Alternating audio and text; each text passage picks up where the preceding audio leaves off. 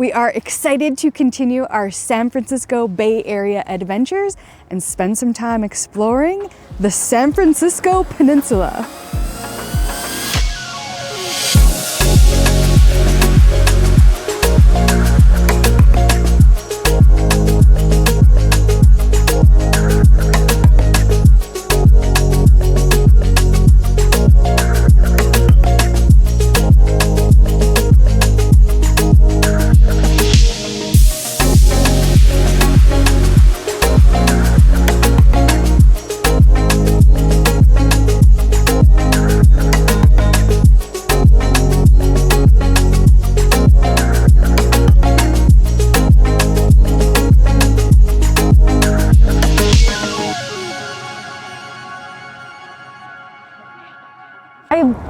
I do love California.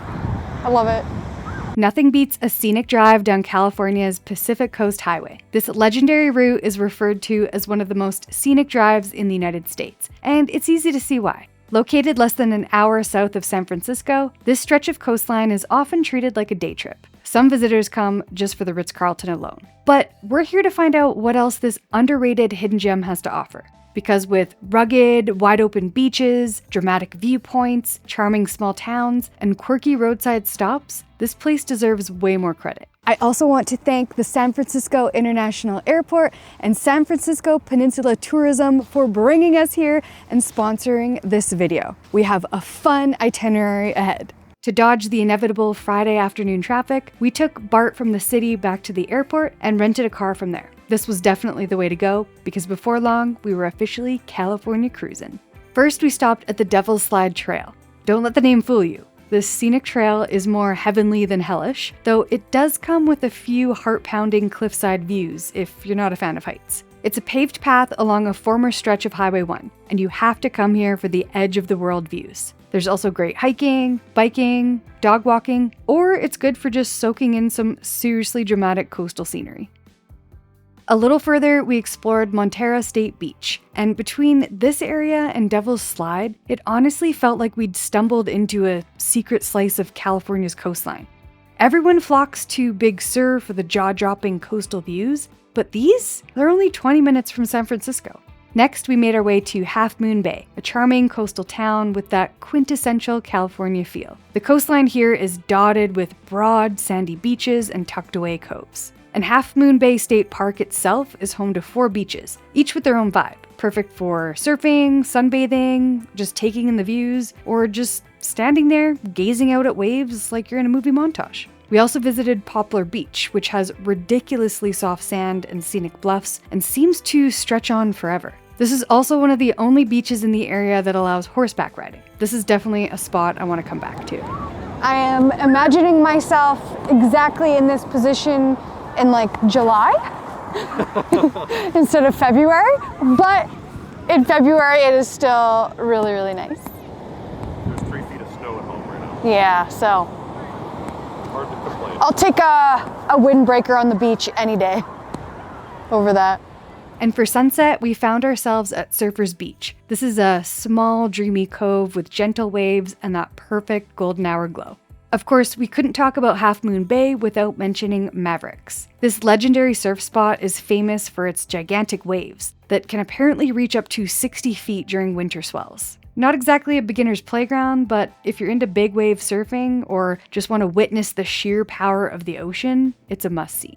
Downtown Main Street in Half Moon Bay was another highlight. It's packed with historic buildings, parks and murals, boutique shops, art galleries and eateries, and very importantly, ample parking. You could easily spend an entire day downtown. Finally, one's in my size. We grabbed brunch at Johnny's, which is an old school diner with a classic American menu and Mexican flair. Mimosa seemed to be the beverage of choice at every table here. And if you're just passing through, Cuna's Market is known for its sandwiches. But we were too distracted by the local finds, like sweet potato butter and truffle mustard. Since we wanted to get the full experience, we decided to stay 2 nights in Half Moon Bay. Our first night was at the Half Moon Bay Lodge, a hacienda-style lodge with a relaxed vibe and beautiful grounds. Since we arrived late, they upgraded us to the Tower Suite, which I immediately nicknamed Rapunzel's Tower. complete with a spiral staircase that led up to the loft bedroom. But even if you don't get this suite, all the rooms have private balconies or terraces, and many have wood-burning fireplaces. And the whole lodge surrounds the sprawling grounds, which is perfect for dogs, which are welcome. And the amenity list is long here. There's cruiser bikes, a heated pool, and a covered hot tub. And there's even this beautiful outdoor fireplace area, in case you want some warmth under the stars. Overall, we found it to be very laid back and quiet here. It's an older property, but it seems to be well cared for. It's a few minutes outside of town, but 2 minutes down the road is a place called Cameron's. It's a really fun British-style pub, super quirky, super kitschy, and a great time. For night 2, we checked into the Millrose Inn, a storybook-perfect bed and breakfast in downtown. Think English-style gardens, antique furnishings, and vintage-style glass decanters. Much more suited for couples here, whereas the lodge is better for families. Our digs for the night were in the Baroque Rose Room. It was a little compact, but it had everything we needed. We didn't have time to enjoy morning coffee in the gardens, but we did make good use of the common rooms that evening. One was stocked with a wine, coffee, and tea station, plus freshly baked cookies, and the other featured a self-serve brandy station by the fire. Definitely wish we had more than one night here, so I think we'll be back. The next day, we swapped coastal views for a drive inland along Highway 92. While the coastline gets most of the attention, this side of the peninsula has twisty roads, rolling hills, nurseries, and farm stands. Definitely worth a detour. We stopped at Highway 92 Succulents, expecting a typical plant nursery, but it turned out to be a garden lover's paradise. There was unique home decor and the biggest, healthiest orchids I've ever seen. They were vibrant, full, and completely thriving. Honestly, I felt a glimmer of hope that maybe one day I could actually keep one alive. But we continued onwards and found all kinds of other cute goods, including my favorite find, these lavender eucalyptus candles, which, yes, I immediately started calculating how many of these I could fit in my carry-on. We continued further along Highway 92 and reached the historic Filoli Estate. It's a grand mansion that feels like it was plucked straight out of a period drama. It's considered one of the finest remaining country estates of the 20th century. You can tour the inside of the Grand Mansion, which is over 50,000 square feet of pure elegance. And then there's the 15 acres of exquisite Renaissance-style gardens. There's manicured hedges, fountains, floral archways, and flower beds bursting with color at every turn. If you've ever dreamed of wandering a European-style estate, fan in hand, pretending you have a secret rendezvous with a dashing suitor, well, this is your moment. We spent about an hour here, but I think in the summer plan to spend at least 2, especially if you plan to dine at the cafe, stop for tea, or have a beverage in the gardens. With its opulent interiors and sprawling formal gardens, it's basically Bridgerton meets California countryside. And yes, I was fully prepared to dramatically descend down the staircase or stare lovingly out of a grand window. I don't know, just something about a good grand staircase that makes you feel like a lady. Then it was time to trade regal estates for rustic charm as we made our way south to Pescadero, a small town with big character. Our first stop was Harley Farm's Goat Dairy, a restored 1910 farm where you can meet the goats and visit the cheese shop or shop for a range of goat milk lotions and soaps. Since it was spring, the newborn baby goats stole the show. I could have spent hours watching these mischievous little creatures play. They're like a mix between wobbly toddlers and hyperactive puppies. All right, for the next stop, we are on our way to find the famous artichoke bread. We were told we couldn't leave Pescadero without stopping for a special treat. We pulled into town and went straight for Arcangeli grocery in search of this freshly baked prize. And with only one left, we quickly secured the goods. Oh. Is that the goods? It's so warm and it smells amazing.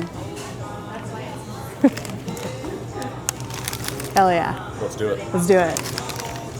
Since the few tables at the front were occupied, we couldn't wait and we just decided to dive right in. It was warm, garlicky, herby, and absolutely worth the hype. And could probably also feed a family of 10. And don't worry if there aren't any loaves on the shelf when you show up. I was informed that they bring out fresh batches every 15 minutes. Pro tip though, eat it before continuing your road trip, unless you enjoy your car smelling like a garlic bread air freshener. Ask me how I know. Now that you're carb loaded, you can head to Pigeon Point Lighthouse, which has been here since 1872 and is one of the tallest in America. It's peaceful, scenic, and a great stop for whale watching if you're here in the spring. Back in Half Moon Bay, we wrap things up at the local brewing company, where the patio has great views of the waterfront. Though, after a week in California, we found ourselves voluntarily sitting indoors because apparently we'd adjusted to the weather by this point. The next morning, as much as we love the SFO Airport, we weren't exactly thrilled about heading home, so we made sure to squeeze in one last stop before our flight. Just south of San Francisco lies Pacifica. This is a coastal town known for its laid-back surf culture, rugged cliffs, and perhaps most famously, what some call is the most beautiful Taco Bell in the world. This isn't your average Taco Bell, though. Perched right on Pacifica State Beach, it serves up Crunchwrap Supremes with a side of ocean views. It was a Sunday afternoon when we stopped by, and the restaurant was undergoing some heavy renovations, so we opted to just enjoy the views. Pacifica State Beach itself is a hot spot for surfers, especially beginners hoping to catch their first wave without wiping out too spectacularly. The sandy beach, gentle surf, and local surf schools make it a great place to dip your toes into the world of surfing if you do want to try it though. And if you're more into watching than wiping out, it's also a perfect spot to stroll along the shore and casually admire the surfers doing their thing. Surfing and soft tacos. Perfect. Or maybe just soft tacos. Or maybe just soft tacos, I guess. And with that, our San Francisco Peninsula adventure came to an end. It was a great couple of days, and this underrated stretch of California left us with plenty to love and plenty of reasons to come back. Thank you so much for watching, and we'll see you in the next one.